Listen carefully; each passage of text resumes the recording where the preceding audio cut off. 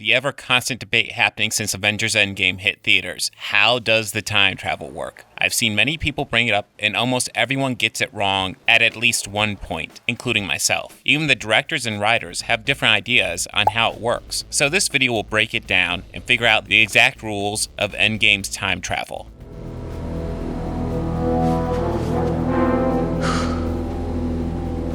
Not it.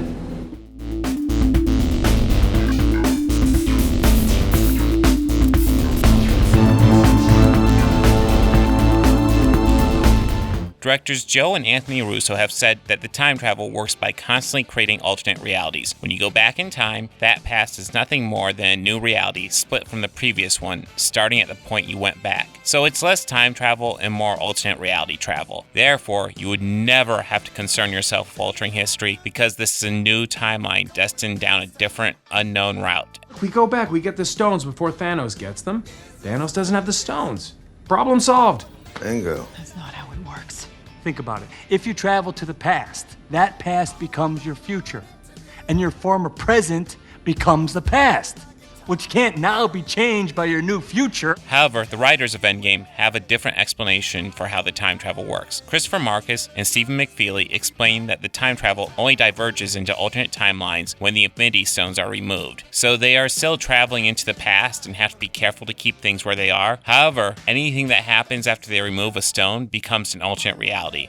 The Infinity Stones create what you experience as the flow of time. Remove one of the stones, and that flow splits. In this new branch reality, without our chief weapon against the forces of darkness, our world would be overrun. Millions will suffer. But we can erase it, because once we're done with the stones, we can return each one to its own timeline at the moment it was taken. So, chronologically,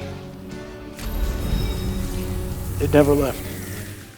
From a raw logic perspective, the Russo's explanation works best. However, this opens a huge door since they have a time machine at the end of the movie. If you go with this idea, then no one ever has to stay dead. You can literally bring someone back to life by going to the moment before their death and bring them to the future. This time travel idea has a workaround for death that borders on the superblood in Star Trek Into Darkness. Think about it, even Tony's death could be undone. You go back in time, tell the team everything you know about the event, tell Tony he needs to make a gauntlet for Thor, and make sure he knows how to use it. That way, he can use nanotech like Tony does to swipe the stones from Thanos when he is confronting him at the end, giving him the ability to snap away the army, something that Thor could probably survive. Then you could take that Tony, time travel him to the main MCU timeline, and poof, Tony is alive, and Thanos loses in the other timeline. This is a door that opens up way too much. McFeely and Markus have a much clunkier explanation for the time travel, but the extra rules do make the free resurrections a lot harder to pull off. So which is actually true? Lots of people say the directors have the final say so because they are the main storytellers. They are bringing what the writers wrote to the screen, therefore their say means more. However, there is one authority that overrules even the directors. That is the movie itself. Here we will break down the major time travel events and see who is correct, or if maybe they are both wrong. Just maybe we can make sense of this little time travel thing in Endgame. Now, we could go through and analyze each and every time travel event and see which one lines up with which theory. But the truth is, everything in this movie lines up with both directors' and writers' interpretation of events. Nebula killing herself, Thanos dying twice, they all work and they all line up. Except one. An Endgame is clearly established when you time travel, you come back at preset time. That's how come all the Avengers return at the exact same moment, even though all their missions undoubtedly took different amounts of time to complete. Hulk even tells us the return time. Scott, I'm gonna send you back a week, let you walk around for an hour, then bring you back in 10 seconds. See you in a minute. How long is this gonna take?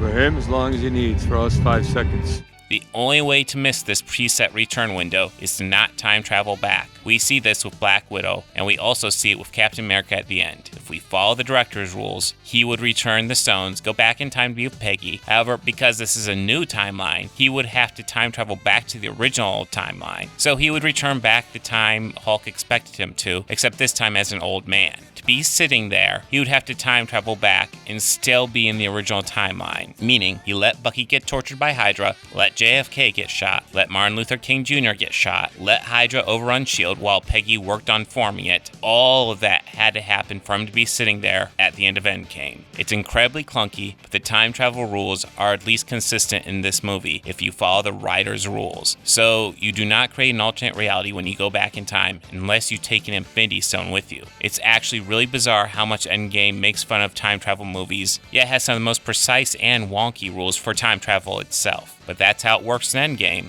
Now, who else wants to see the Marvel short film on Captain America returning the stones? Him somehow infusing Jane Foster with the Reality Stone and reuniting with Red Skull. That has to be a fun story. Quick question, how do you return a soul stone?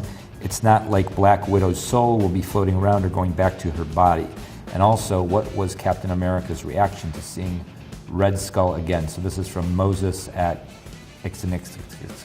So you get an email like you do on Amazon, and then you have to print up a label, put it on the stone, stick it in the mail. It goes back to Red Skull. Keep your fingers crossed. Keep your fingers crossed. Yeah.